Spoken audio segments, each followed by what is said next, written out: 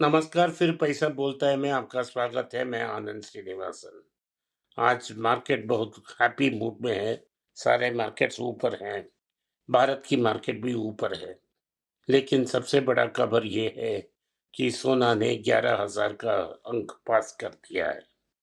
Mount 11,000 को पार कर चुकी है। इसका मतलब है 22 कैरेट गोल्ड, जो ज्वेलरी बनाने के लिए हम यूज करते हैं, वो पहले बार 11,000 क्रॉस कर 11,060 रुपया पे ट्रेड हो रही है। 24 कैरेट गोल्ड यानी प्योर गोल्ड लगभग 12,000 के ऊपर ट्रेड हो रही है। 18 कैरेट गोल्ड 9,000 के ऊपर ट्रेड हो रही है। तो गोल्ड का निरंतर रन, पॉजिटिव रन कंटिन्यू हो रहा है। इंटरनेशनल मार्केट में एक आउंस का दाम 3,900 से पार कर चुकी है। क्रॉसेस 3,900।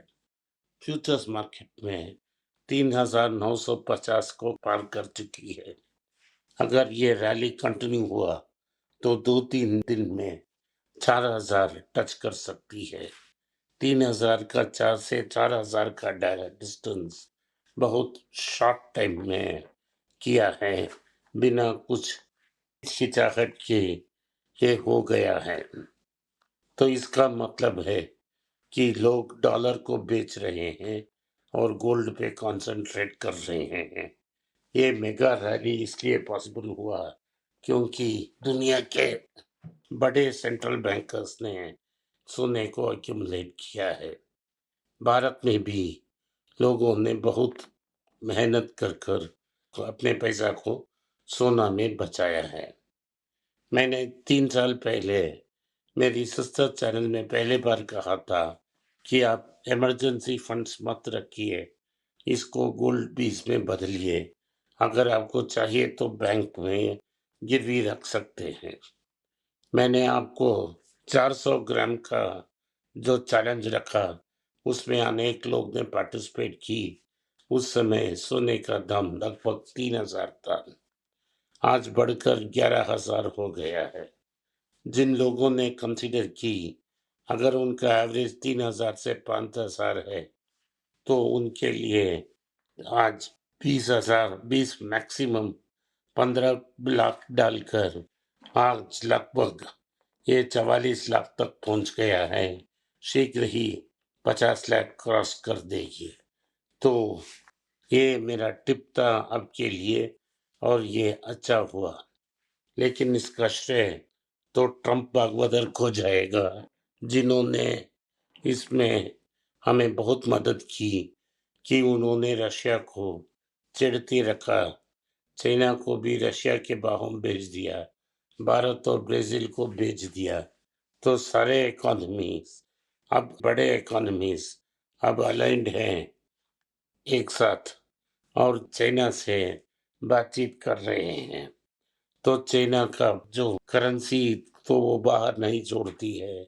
डॉलर गोल्ड एक्सपोर्ट भी चाइना ने बैन की है और सारे दुनिया को गोल्ड बेचने की कोशिश भी कर रही है और वो चाहती है कि वो कस्टोडियन भी बने। तो ये सोने के लिए एक अच्छा माहौल था।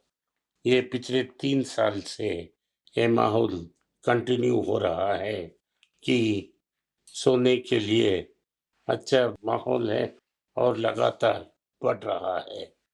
मेरे हिसाब से अगले जून जुलाई तक, जब जेरोम पाउल एक नया फेडरल रिजर्व का चेयरमैन अपॉइंट करेंगे, तब तक के लिए गोल्ड ऊपर जाता ही रहेगा।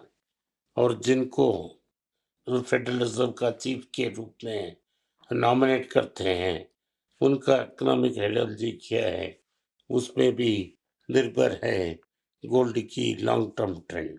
लेकिन वो सब तो अगले दिसंबर में है, अगले जुलाई अगस्त में है। उस समय तक गोल्ड लगातार ऊपर जा सकती है और जाती रही है। सो सीधा बात है कि सोने लेने से आपको फायदा होगा। मेरा अनुमान है, अगर ट्रेंड कंटिन्यू हुआ तो 2035 तक गोल्ड 12,000 तक पहुंच सकता है अगली 10 साल में। ये रहा ट्रम्प के बारे में। और जो गोल्ड की रैली थी उसके बारे में मेरा विश्लेषण। आज टाटा कैपिटल का इश्यू है और इस साल की सबसे बड़ा कैपिटल इश्यू यही होगा। इसमें से लिक्विडिटी को सक कर देगी सिस्टम। तो उन्होंने आरबीआई ने लिक्विडिटी को बचाने के लिए टाटा कैपिटल की आईपीओ से, और अगर जो 5 बिलियन की आईपीओ और आ रही है वहां से कैपिटल को सपोर्ट नहीं होने से ही लोन को बढ़ा दिया है। इसी समय जो लोन्स अगेंस्ट शेयर के लिए भी बढ़ावा दे रहे हैं, लोग लिवरेज पोजीशंस ले रहे हैं, ये भी मार्केट के लिए खतरनाक है। तो टाटा कैपिटल का इश्यू मेरा हिसाब से पॉजिटिव लॉन्च होगा, लेकिन टाटा टेक्नोलॉजीज जैसा या कल्याण ज्वेलर्स जैसा पैसा आपको नहीं मिलेगा। दूसरी बात है, टाटा ट्रस्ट में जो प्रॉब्लम्स हो रही हैं उसे सॉल्व करने के लिए एक मिनिस्ट्री ग्रुप फॉर्म कर कर वो ट्रस्टी से इस बात करने की कोशिश गवर्नमेंट करेगी। अगर इन ट्रस्टीज में सेंसस हैं तो वो एकजुट बैठकर, जैसे रतन टाटा ने गवर्नमेंट इंटरफेरेंस को इसमें अपोज किया था, वैसा ही अपोज करेंगे, करना चाहिए। अगर ये एक दूसरे के बीच लड़ाई करते रहेंगे तो गवर्नमेंट इसको टेक ओवर कर देगा।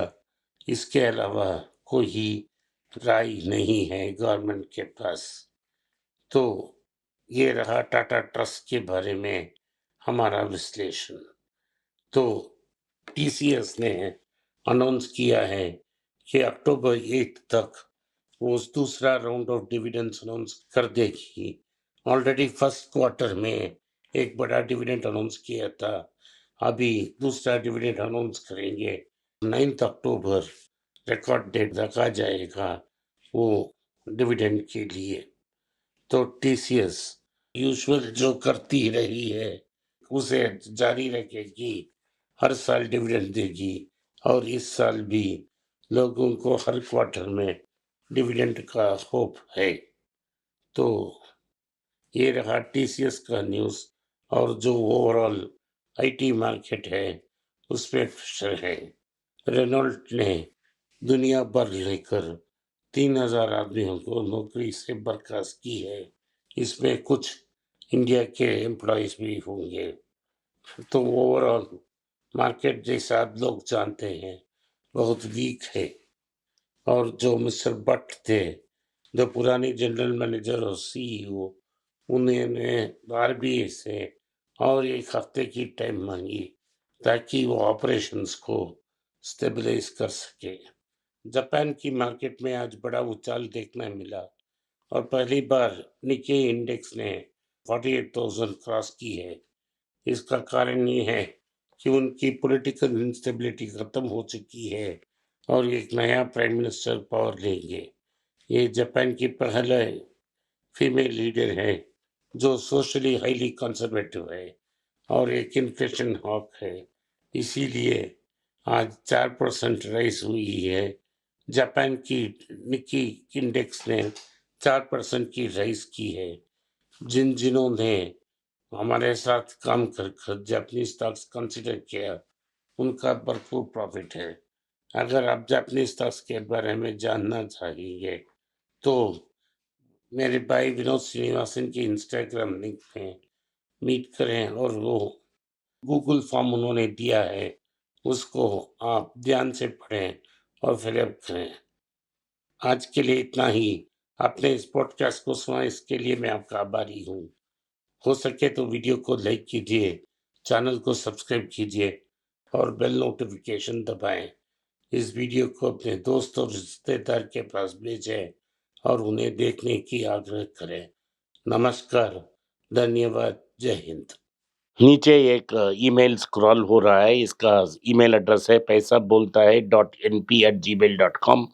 अगर आप मुझसे संपर्क करना चाहते हैं तो इस ईमेल में मेल भेजें, मेरी टीम आपसे बात करेगी। फिर से बता रहा हूँ मैं, पैसा बोलता है .np@gmail.com। इसमें आप मेल भेज सकते हो। मेरा टीम आपसे संपर्क करेगा।